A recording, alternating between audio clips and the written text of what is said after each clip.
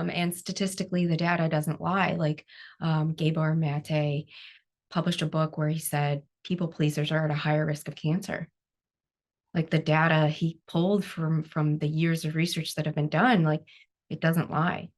And it's like I was doing all of this, creating all this achievement to not only please my mother, like, but also not get picked on and not yelled at and not, be told I was a piece of garbage, basically, that I wasn't smart enough, that I wasn't enough, that I wasn't a good person, that I wasn't all these things that I was being told all the time. Hello and welcome to Beyond Diagnosis, a podcast to raise your awareness, decisions, and voice for alternative practices so you can take back control of your health. I'm Rita Michele, your host, a mindset and empowerment coach, and the founder of the ONUS platform. Join me each week so you can create the health of your dreams. Welcome to Beyond Diagnosis, and in today's episode we'll be talking about how Casey found a deeper life purpose after cancer. Casey Kang Head is a 3-time survivor of acute lymphoblastic leukemia and stroke. She is now a cancer coach, a yoga instructor, a nutritionist, and a Reiki healer, and the author of Finding Your Way Back to Heart Center, Cancer Treatment Ended, Now What? Casey, welcome to the show. Well, thank you for having me. I appreciate it. Oh, it's such a pleasure. And I think these sort of stories where we share what we've gone through, especially someone who's gone through such an aggressive cancer 3 times and has survived, and then experienced a stroke. And I know that's no easy feat. My mother had a massive stroke. There's a lot to that. And I would really love, I think it's so important that people actually hear these stories so they can garner some insights and help of what you did. So words are powerful. People learn from other people's words. So I would really love it if we could actually start with, how did this all start for you? It actually, yeah, no, that's a great question. It started about 10 years ago on February 14th, 2014. I went for a follow-up appointment thinking like I was anemic or that I was about to get strep throat and I was nipping it in the butt, right? I was being proactive. Little did I know that the appointment that I had made during lunch to go back to work, I wouldn't be going back to work for a very long time. Wow. Yeah, so I went to an ENT, which is ear, nose, throat doctor, and for the follow-up. And he's going over all the things that are happening inside me. And he goes, I think you should see an internist. And I'm like, okay. So we walk over to the internist, which is like a building away. And we walk in. My husband just happened. I think he knew something was inherently wrong and I didn't, which is why he was there. And we stepped into the office and the waiting room is full. And they were like, oh, here's your room right here. And we bypassed everyone. And that's when I knew, I'm like, uh-oh, this must be kind of serious. Like we just skipped the line.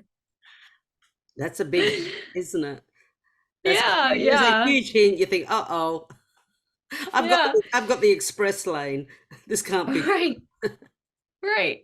But I still, again, didn't think it was as severe as what it was. And the internist is going over everything. He goes, well, I need blood work to really confirm what's going on. He goes, the fastest way to get results are through the ER or I can order it and then I'll get them on Monday.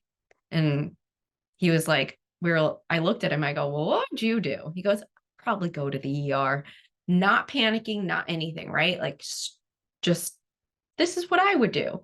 So we went to the ER and sure enough, like a couple hours later, they were like, this is what we think is wrong with you. They can't confirm it until they have a bone marrow biopsy, but they're like, we're 99.9% sure this is what you have. And gave us sheets of paper about acute lymphoblastic leukemia.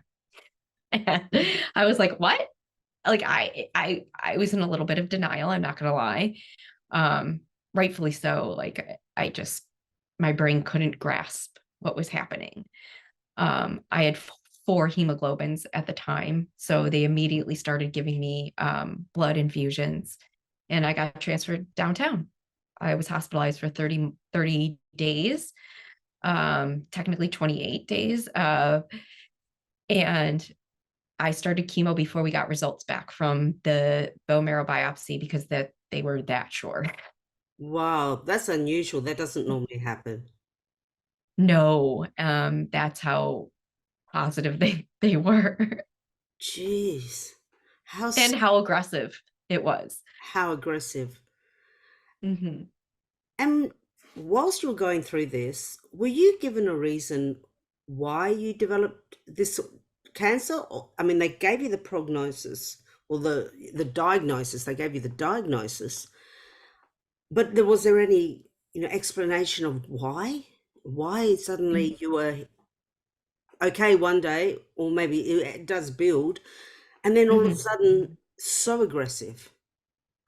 No, they really didn't say why. They just kept talking about, oh, the 18-month protocol of chemotherapy is going to get you to cure, like 97% successful, blah, blah, blah. Like all these statistics, and then basically like what you're going to be doing for the next 18 months straight. And everything's very laid out. So it's more, we were more like concerned with what is this going to take? Like, versus why did this happen? And it wasn't until later in hindsight I can see why it happened. Technically, I was diagnosed with a children's cancer, which is really rare to begin with at 31, and even rarer to be diagnosed at that age. Like I think there's like globally about 1,000 people a year, Are and you, to survive it of acute lymphoblastic leukemia in my age range of a young adult. and that's considered a child disease, a child cancer? Technically, it's categorized as a childhood cancer. So normally you develop it in childhood, not necessarily in your 30s. Is that what you're saying? Right. Yes. So it was And extremely rare. for this to happen, so something obviously went amiss. Hmm.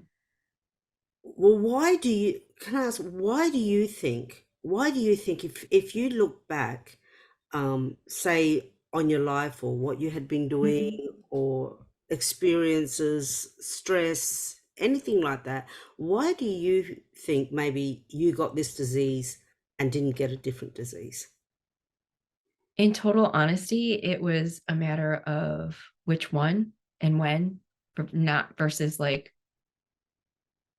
if. It was just a matter of time and which one. And I truly believe it's as a result and a byproduct of I had a very traumatic childhood. After my parents divorced, I lived with my mother and my stepdad full time.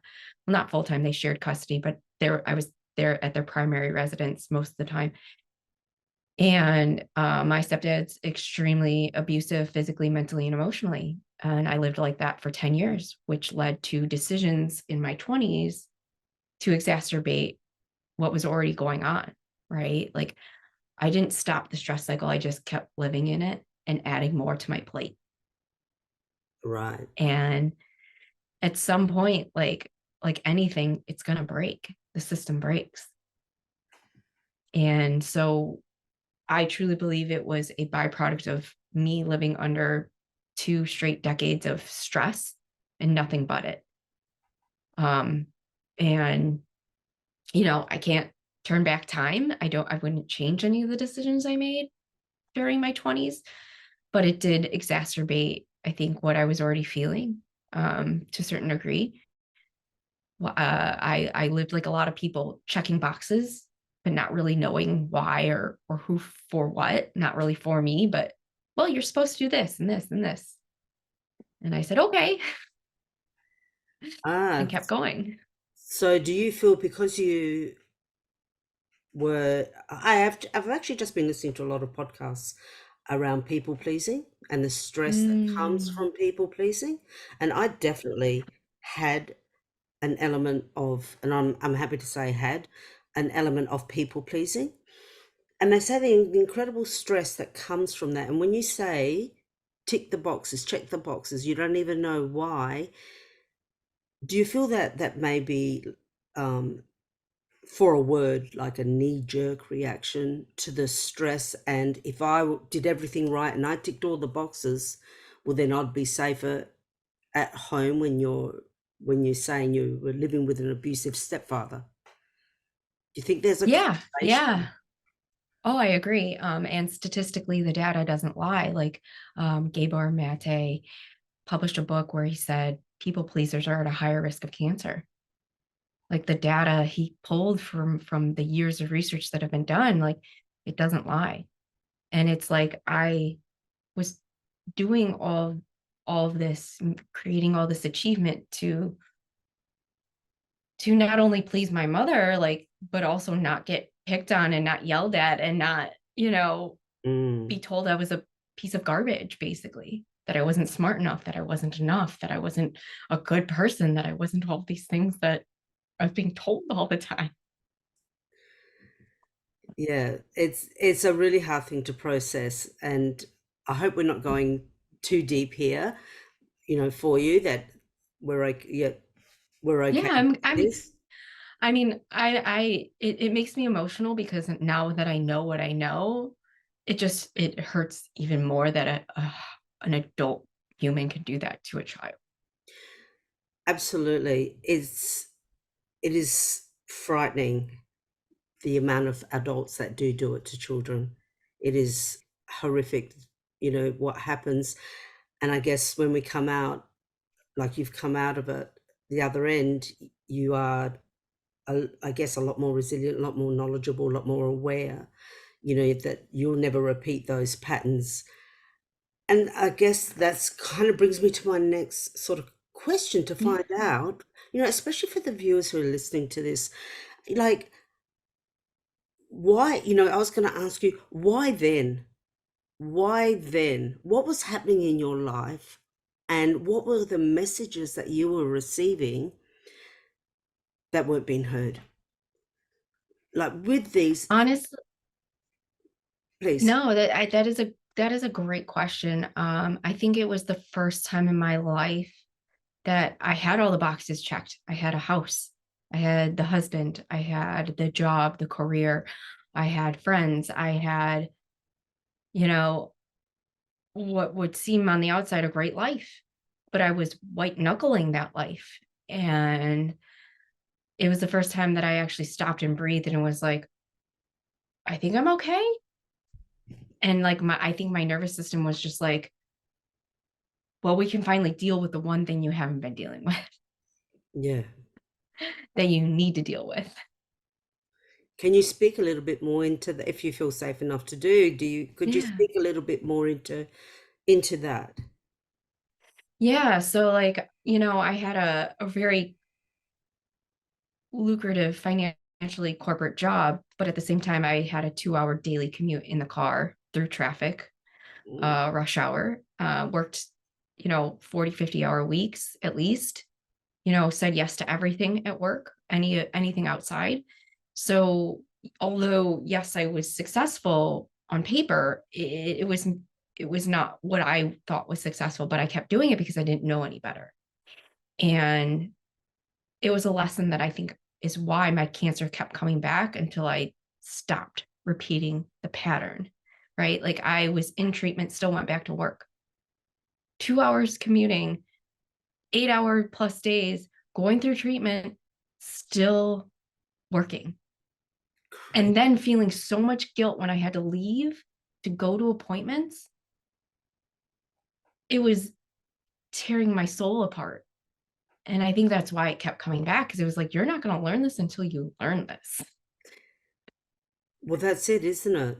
I mean, diseases keep presenting themselves, and our body keeps presenting these symptoms to wake us up, so we don't keep going down the same path. And yes, you developed cancer, which is a very high end lesson, but so you don't keep going. So Mhm. it's fantastic that you actually eventually learnt the lesson. So I'm very grateful, Rita. So, like I I'm sure, I'm absolutely sure you did.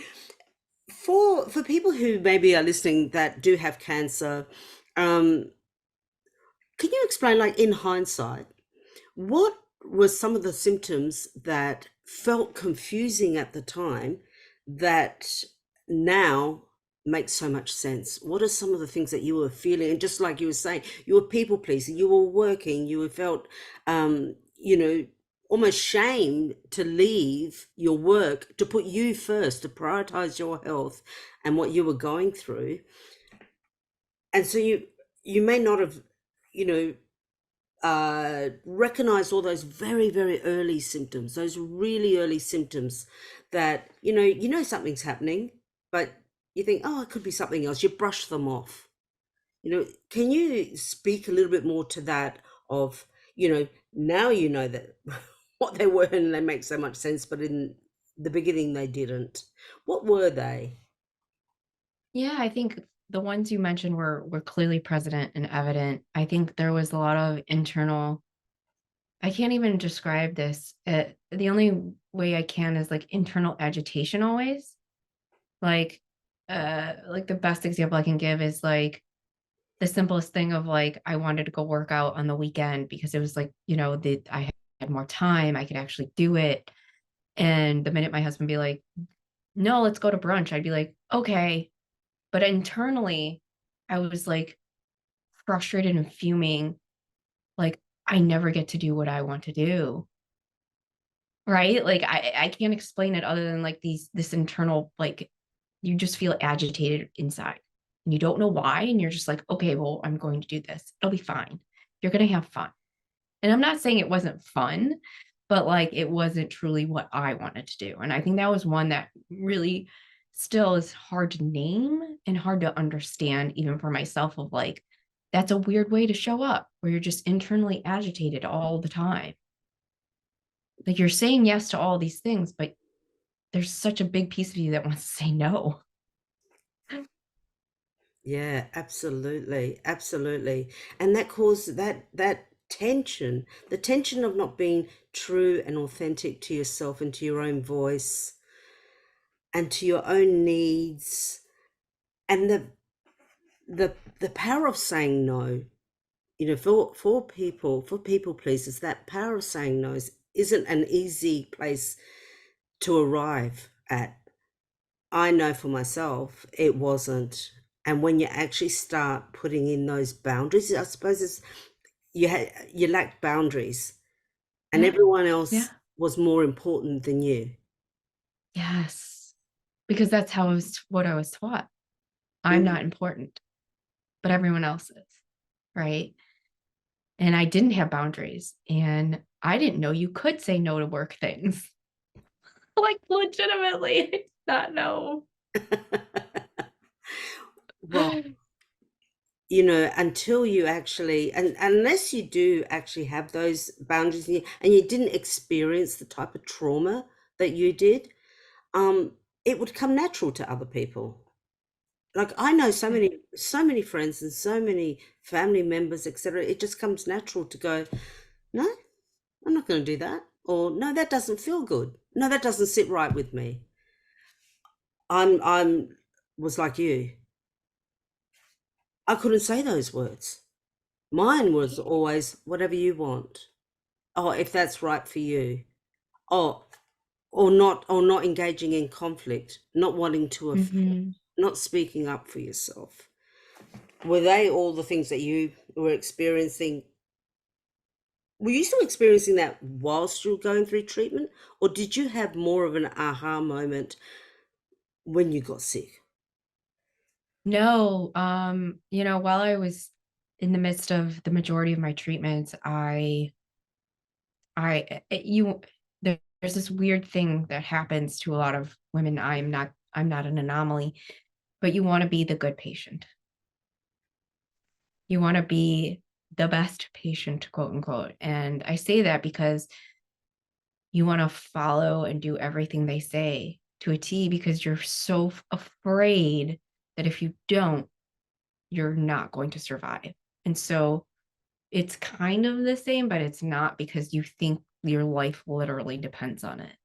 And so psychologically, it's a little different because of the trauma, but it's still basically the same thing. Yeah. And so I didn't feel like I had autonomy over my body or my time, my persons, my things.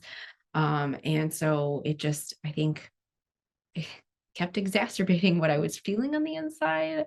I just didn't have the language or the understanding of, like, how do I stop it and what am I supposed to do with it?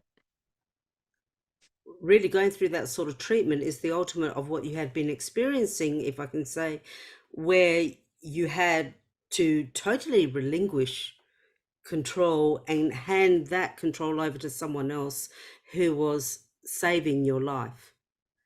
Right. Right. So that was like 100%. a higher order of what the pattern that had been playing out. If you don't mind, if it's okay, can you speak a little for our listeners? Can you speak a little to the type of treatment and what you went through to be in remission, Yeah. So I did, and the uh, stroke as well? What happened yeah. there? What happened? So 4 months into my treatment, one of the drugs called PEG asparaginase, which is specifically given to ALL patients. I didn't know this at the time. I didn't find this out until about a year ago when I read the full breakdown of my treatment plan. I had cancer in my brain and they never said anything, or if they said it, I don't recall it at all.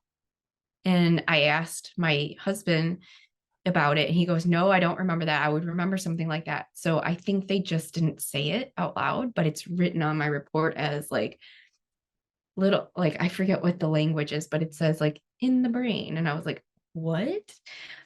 So what it is they give you intrathecal chemo. And so they take out fluid in between your spine and then put the chemotherapy in your spine to go directly to your brain. And 4 months into treatment, after one of those treatments, I had a CF leak, which is where the fluid isn't balanced, and you basically it's like an extreme version of vertigo. So I couldn't lift my head up. I kept like wanting to like throw up or fall over. Well, that combination, and then I wasn't drinking or eating for like a couple of days straight, basically exacerbated everything into a stroke. On top of And everything. so I Yeah, and so I lost function in my left side. I had to relearn how to walk, talk, eat, and all still going through treatment because I wasn't in remission. Um, uh, yeah, talk about a humbling experience. It, I've never experienced something like that, and I knew at some point, like, we all get to that point where we need help, but I definitely didn't think it was going to be at 31. Absolutely, absolutely. And so you went for 3 rounds. So you had treatment for the Mhm. leukemia, and in that Mhm. first round of treatment, you end up having the stroke. Yeah. And so then you would have stayed in hospital longer for the rehabilitation, I assume? Yeah. So I went back into the hospital for 3 weeks. Um, and that was just initially to address the stroke and get function back so I can go back home. So I still went to outpatient rehab for 8 weeks, 5 days a week, 3 hours every single day, and still went and got chemo in the meantime. Uh, and then I thought it was a really bright idea to go back to work while I was still not in remission, still undergoing treatment, because I wanted to be the good, I don't know, the good employee that didn't miss anything, right? Like I hadn't missed a day of work in 10 years. Like now I was missing months. Yeah. And that guilt and that pressure and that feeling like a burden to everyone really was taking mentally a toll. And so I went back to work, and then I finished my treatment protocol. 7 weeks later, I relapsed the first time. My body was no longer responding to chemotherapy. We tried an immunotherapy that basically sent me into cytokine release storm. It's where your body attacks itself from the inside out, tries to kill you. I know, right? Right? It's like ridiculous at this point. So they were like, okay, we have a clinical trial going on that you can go on, and that's it. And I'm like, how do we get here so fast, right? How do we get to a clinical trial all of a sudden? Yeah. And they're like, well, your body's not responding to chemotherapy, and this is the only next course of action available. And we're like, okay.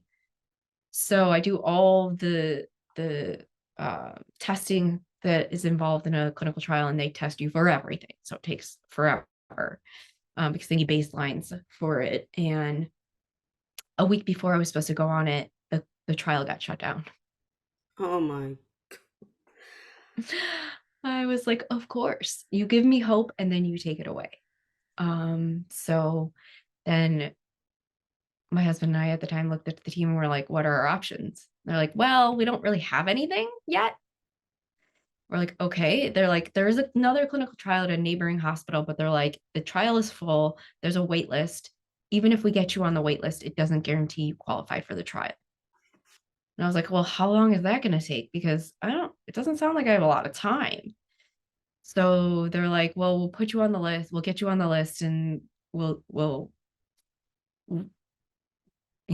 figure it out. And I was like, it's not a great plan. But what options do you have? And I'm like, maybe we need to start searching like globally and all these things. And the leukemia and lymphoma doctors conference had just ended, and one of my doctors at the hospital that I went to came back and was like, do you want to try this? Gave my husband and I two pages of research, 114 participants, 11 people had the disease that I had specifically. The outcomes were not great. And this immunotherapy was not for my cancer. It was specifically for a different cancer. And they're like, do you want to try it?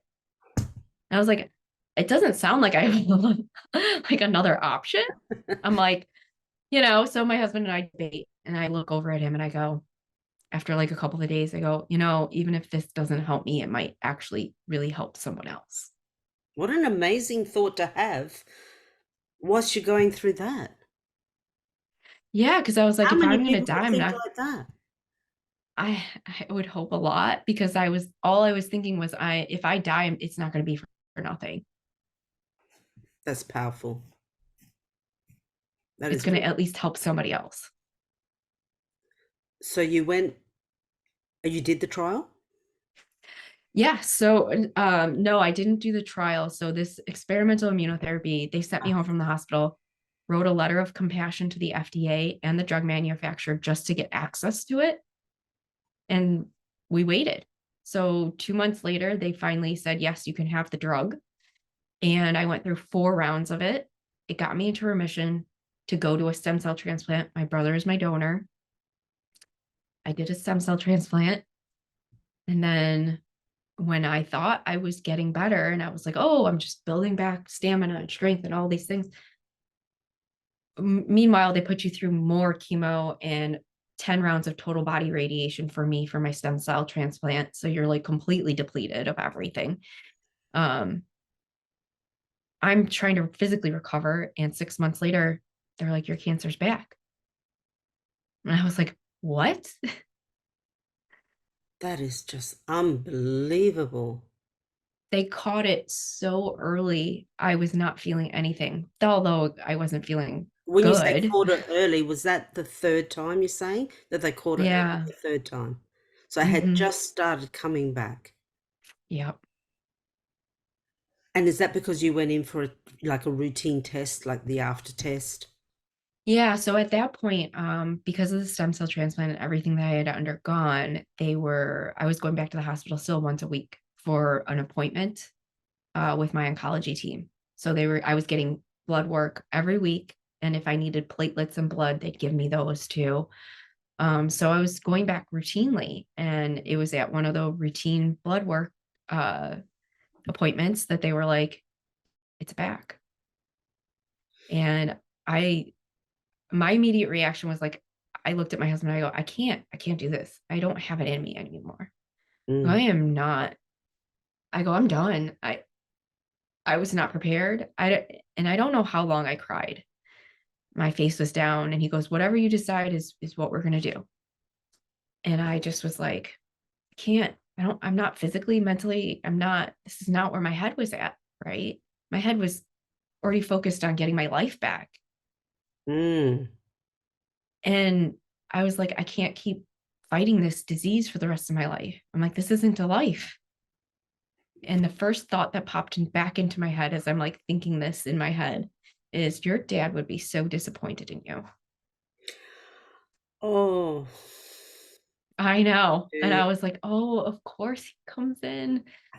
Because my dad, like, he showed up every single day, even if it were 5 minutes to make sure I was okay every single day.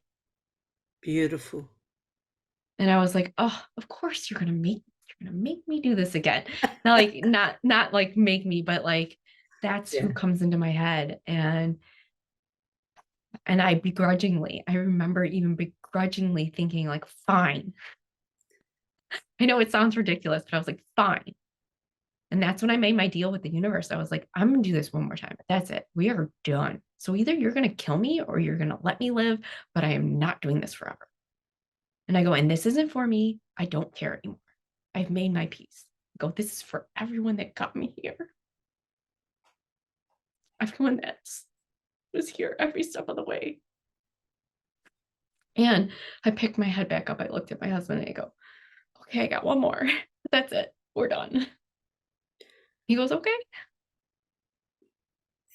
The strength. I'm lost for words, I'll be honest. The emotion is beautiful. The strength is amazing. To be able to keep going, and if it's not too hard for you, that's something I was going to ask is in those moments in hospital, how you must have connected mind to heart. How did you find the strength to keep going and to keep making these decisions? It must have been, can you talk a little bit about that? I mean, a lot of people just give up. They give up on themselves. But I mean, understandable, you'd be exhausted after 3 times. That would be, I can't even imagine what that would be like to go through. You're incredible. Prior to your third time, you've done your first round. Then it comes back and you're back in hospital and you're doing your second round. Where did that strength come from in you? From being a people pleaser to now, you know, like a superwoman almost. Where did you find that strength to encourage some of the listeners who give up? I've spoken to some people that think I just wouldn't do it. First and foremost, I want to say you have no idea what lengths you will go to when your back's up against a wall. Yeah. Yeah. You have no idea what you can do when you feel like you have no other option. And this is something that I tapped into. I think I learned even from when I was in high school and I couldn't control this person telling me I'm a horrible person and I'm all these things that I know I'm not. That was anger, but this was different. Like each time I think there was like this deep level of like, what can you do is what I kept asking myself, because you don't know the outcome, right? Like, but what can you do? I focused on getting up, showering, all the little daily things that like might sound kind of boring, but they kept me grounded and tied to this earth and not going in a million directions one way or the other. And it was always like, what can you do? Well, when I had my stroke, I was like, okay, to get out of the hospital, you need to learn how to tie your shoe, because that means you can bend down. That means you can balance. That means you could put on a sock. That means you could put on a shoe. Like, just learn how to tie your shoe. That means your digits are working, right? Like, so I focused on so much of what I could do. And Mm. And I didn't focus on what was not in my control. That's amazing. And I just doubled down on like, okay, I can't control if it comes back or not, but I can control if I'm physically, mentally, and emotionally strong enough to keep fighting. Because that third time when they told me and I wanted to give up, I was like, I'm not going to put myself in that position ever again to mentally want to give up or physically not feel like I can do this. Mm. So that was like, from that point on, I was like, you are going to get your body strong. Your mind's going to be in a different place. And emotionally, you're going to take care of everything because we are not doing this again. And I made that promise to myself. I made promises to myself along the way that when you get done, these are the things you're going to do. And I've kept those promises. That's fantastic. I love the way they were future focused. So Mm-hmm. being Always. yeah, being future focused means that you had a plan. It means you were going to keep working towards something. They weren't in the present. They weren't like, oh, I can't. I'm not. I'm here now. I love the way everything was. I am. That is, you're saying I'm surviving this, and I'm going to move forward, and I'm going to back myself. I love your story so much because it's about. I talk about on this podcast, on my website, everything like that is about people backing themselves. You have to have that internal courage to back yourself when something like this happens, because if you don't, who's going to? You know, Right. if you're not going to look after yourself and stand up for yourself, just like the people pleaser didn't, well, then who is going to do it for you? Right. Yeah, and like that's what I love about you is that you've done it, you backed yourself, and look where you are. One of the things that I find really kind of frustrating about the healthcare system, and I don't blame the healthcare system here because it's a broader system here. It's a broader problem. It's not doctor focused. Um, I know when I've had things happen to me, I've asked specialists, and this is what I'm curious about knowing with you. You have your treatment, like you went in for cancer, you had your treatment, you went into remission third time, so third time you're now here. But what I find difficult is the ending of the treatment to then starting your new life, or the ending of the treatment to then knowing what to do, that your body's different. Like I had half a thyroid removed. My body's never been the same. And when I asked the specialist, oh, what about if I have symptoms? He goes, you don't speak to me about that. And so it's this part of being left on your own. It's being left not knowing what to do. When you finished your treatment, was there anything for you, or were you left just to navigate that void between, okay, your treatment's finished, we've saved your life, and now off you go? How did you Yeah. navigate that space? So once I got back into remission after the immunotherapy, I thought we were going to do another stem cell transplant, right? Like I thought that was the goal. And they were like, no, we're just going to wait.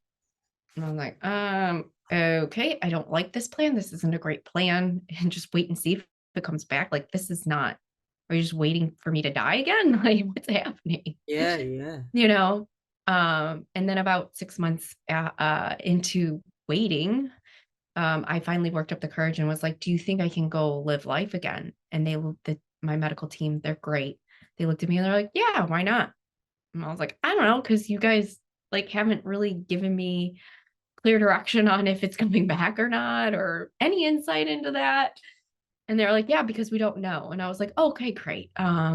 So how do I do that? Like, how do I get my life back? And they're like, we don't know. And I was like, they literally said, we don't know. And I was like, that's not helpful. And that's, I was already in therapy at that time, but like that exacerbated how I felt on the inside, was like disappointment from our system failing us. And Mm, that internal anger Yeah. that I felt. It pissed me off, quite frankly. Sorry, I don't know if I can swear or not, No, but that's it did, right? Like that same fuel got lit in me again that was there in high school. And I was like, this is wrong. This is so wrong. And mm, so as a byproduct of what I did for myself, like I had to figure out what to do, right? Like I was in therapy, it wasn't enough. I knew how to physically recover and it still wasn't enough. I was like, okay, well, what else? Like I just kept searching for answers to fix myself. And then the more I shared with about it openly and publicly about not only what I was doing, but the struggle of figuring it out, the more I was like, oh, I'm not alone. Cause I thought I was like the only one that felt that way. Like the disappointment between being done with treatment and then figure it out. I thought everyone else was getting this level of care. I wasn't somehow. I don't know why I thought that. And I was wrong. It's everyone and it's globally. It's not just where you're at or where I'm at. It's everywhere. The system is letting us down. there is such a void between the two where people are left confused. Yeah. That is Yeah. that's the really hard space. That and it's a big void that I just don't think's been addressed. And that will lead me to ask you, is that why you started, is that why you developed the business that you're in? Is that why you became a yoga teacher, a Reiki, to start, was it first to heal yourself and then you actually recognized where people were struggling after, having, well, you deal with people with cancer, so after the treatment, and then they're going, well, I'm not the same. And maybe some people can't do the same things or they don't know emotionally how to move forward, because it's quite traumatic. I think people underestimate that when you go through a major um, health concern, how traumatic that actually is, and the effect. And again, trauma equals stress. You don't want to be repeating the same patterns, but unless you have the tools and maybe the roadmap of how to move forward, it's easy to be stuck. Yeah. And selfishly, yes, I did do a lot of these to help myself, right? Like especially the ones in the beginning. Now I'm like, oh, this would be really helpful to know for myself, yes, but more so for like my clients. I'm a lifelong learner, so I'll never stop picking up certificates and education in some form or fashion. Um, but yeah, I selfishly was trying to fix myself and heal myself and figure out the missing pieces of how to navigate life again. Mm, And as a byproduct, I the more I was talking about it openly, more women were like, "How did you do it? But how did you do it? What did you do?" Like they wanted more specificity. And I was like, "Oh, like I can maybe actually help people." And so I started with just like, okay, this is how you can physically recover. Cause in my mind, that to me was by far the easiest thing to do. yes. um, and then the emotional part. So I started just doing with physical recovery. And then I realized I was running into roadblocks, right? Where people were just logically going, yes, I know I need to do all these things and I could do those, but then they would start breaking down, right? Like something would get in their way and they would stop, or they wouldn't want to do it to begin with. Like they had no motivation, even though we have all the motivation in the world. And that's when I was like, it's the mental and emotional components that I need to keep add into it. And so I feel like after that first like initial like 6 months, I figured out like it's a whole body approach and it's got to be. We're a whole person. Like we're not just the food we eat. We're not just the exercise we do. It's we are a mind, a body, and a soul. Absolutely. Absolutely. And obviously, as I was doing a bit of research around your experience, I noticed you talk a little bit about, it's not so much the trauma that's the issue. It's you wrote how we internalize that trauma. That's what I find sort of fascinating. I think That's what people need to hear. Can you speak a little Mm. bit to that? Yeah. So like it's with any trauma, big T trauma, little T trauma, it's right. It's how we internalize it. And the best example that I can give to that is like, especially when it comes to like little T trauma. Like little T trauma is like, the boy down the street makes fun of you and says you have a big forehead. But from that moment on, you always have bangs because you internalize that conversation to go, I have a big forehead. I got to cover it up because my forehead's so big. I don't want anyone to see it because it's that big, right? Like it's little tiny things that add up to big belief systems in ourselves, right? Like and it's how we internalize that experience. My coping mechanisms weren't they got me through treatment. They were definitely not working afterward. Yeah, So I all those coping mechanisms that I learned though helped me keep my head down and focused on getting better, but they didn't help me when I was better. absolutely. Absolutely. And obviously, what happened to you and the trauma of having this cancer, that catapulted you into your own personal growth and developing.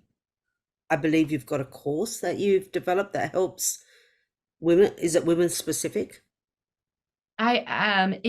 It can be for men, but I find I work with only women 99.9% of the time. I'll get a man every now and again, but it's really about women are more keen to open up and talk about the mental and emotional effects versus men are a little bit more shut down when it comes to that, which Yes. is unfortunate because I think they probably need it more than we do, Yes. just a little bit, Just a little bit. They're the a little worst. bit. And not meaning to generalize, but they are the worst when it comes to going to the doctor, to having anything. I mean, my husband had a terrible health scare at the beginning of last year, and it took me a week just to get him to the doctor Oh my because gosh. I'm okay. No, it was every reason under the sun. So we digress on that. But can you speak a little into what is this program? And if someone wants to come in and speak to you about the program, what does it do for them? So it's a 13-week survivorship program. We address the mind, the body, and the emotional and mental effects that this has on you in your life. It they can expect to learn how to process their emotions. They will find a new path forward. They will learn how to build back their confidence up, not only in themselves but their bodies.